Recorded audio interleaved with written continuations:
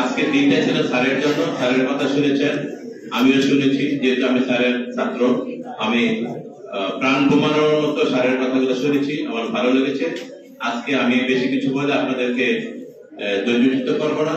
একটি কথা বলবো, একটি প্রদীপ আলো থেকে লক্ষ প্রদীপ জ্বলে, একটি মানুষ মানুষ হলে বিশ্বভুবন জ্বলে। আজকে যিনি আমাদের প্রধান অতিথি, এই স্কুলের প্রতিষ্ঠাতা ডক্টর আব্দুর রাজ্জাক হচ্ছে নিয়ারকের একটি প্রদীপ। উনি সৃষ্টি না হলে এই প্রতিষ্ঠান সৃষ্টি হতো না, উনি সৃষ্টি না হলে এই পুষ্প সৃষ্টি হতো না, উনি সৃষ্টি না হলে এই স্বাস্থ্য কমপ্লেক্স সৃষ্টি হতো না, উনি সৃষ্টি না হলে আমরা আগামী দিনের স্বপ্নগুলা দেখতে পারতাম না। আমরা চিন্তা করি এবং আমরা স্যারের জন্য দোয়া করি, স্যার আমাদেরকে জগৎপুর উত্তরণ অর্থাৎ জগৎপুর থেকে স্বকীয় ভাবে আমাদেরকে সাথে নিয়ে যাওয়ার উপহার দিয়েছেন। আমি আপনাদের কাছে সকলের কাছে দোয়া চাই, সকলে প্রাণ ভরে দোয়া করবেন যাতে এই মানুষটিকে আল্লাহ আর হায়াত দান করে এবং শেষ পর্যন্ত সমাজের কল্যাণ হয়ে যেতে পারে। শিক্ষার বিভিন্ন সমস্যা, বিভিন্ন বিষয় নিয়ে ইতিমধ্যে বক্তারা বলেছেন, আমি বলবো না, শুধু একটি কথা বলবো, সেটা হচ্ছে আপনি যদি একা চলেন অনেক দ্রুত চলতে পারবেন, বা যদি দলীয় ভাবে চলেন অনেক দূর যেতে পারবেন। তাহলে আমরা একা চলবো না দলীয় ভাবে চলবো? আমরা দলীয় ভাবে চলবো। দলীয় ভাবে যদি চলি তাহলে আমরা অনেক দূর যেতে পারবো। এই কথাটা বলার উদ্দেশ্য হচ্ছে, একটু প্লিজ সবাই শুনেন, প্লিজ ছাত্রছাত্রীকে বলছি একটু শুনেন।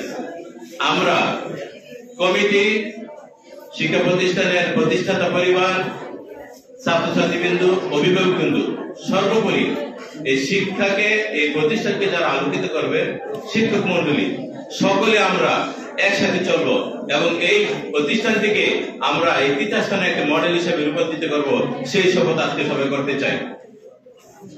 আমরা চাই আমাদের স্যার জীবিত থাকতে যেন উনি দেখে যান এই প্রতিষ্ঠানটা তিতাসের একটা সারা প্রতিষ্ঠানে রূপান্তরিত হয়েছে। সর্বোপরি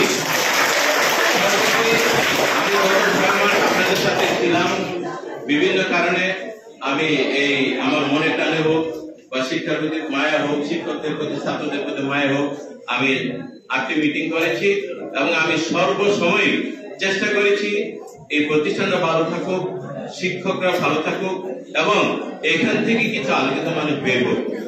সেই আলোকিত মানুষ বের হওয়ার মূল কারিগর হচ্ছে শিক্ষকরা। আমি চাই এই প্রতিষ্ঠানটা আগামী দিনে একটা মানুষ করার কারিগর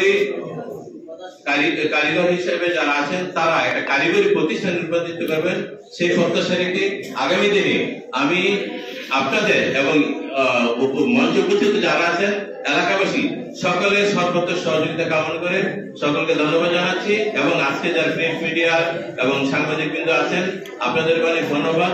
আপনারা অনেক কষ্ট করে এসেছেন, আমাদের আজকের আলোচনাকে কভারেজ করেছেন। সকলে ভালো থাকবে।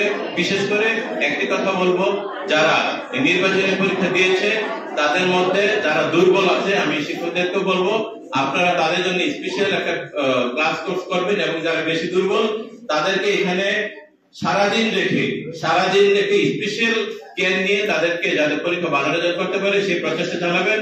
এবং আপনারা যারা অভিভাবক আছেন তারা সকলে তাদের জন্য প্রয়োজনে বাসা থেকে খাবার নিয়ে আসবেন, তারা খাবে, এখানে পড়াশোনা করবে, বেলা শেষে তাদেরকে ঘরে নিয়ে যাবেন, ফজর নামাজের পর আবার প্রতিষ্ঠানে নিয়ে আসবেন। সেই দায়িত্ব এই অভিভাবকদেরকে নিতেই হবে, তা না হলে এই প্রতিষ্ঠানকে আমি স্বপ্ন দেখতে রোল মডেলের কোনোভাবে মডেল করা যাবে না। সেই দাবি রেখে সকলকে আমার অন্তর থেকে আন্তরিক ধন্যবাদ জানিয়ে সর্বোপরি আমার স্যারের জন্য সকলের কাছে আবারও দোয়া আছে এবং আমি আমার জন্য আপনারা দোয়া করবেন সেই প্রত্যাশা রেখে আমার সঙ্গে বিশ্বাস করছি। ধন্যবাদ, সকলকে অশেষ ধন্যবাদ।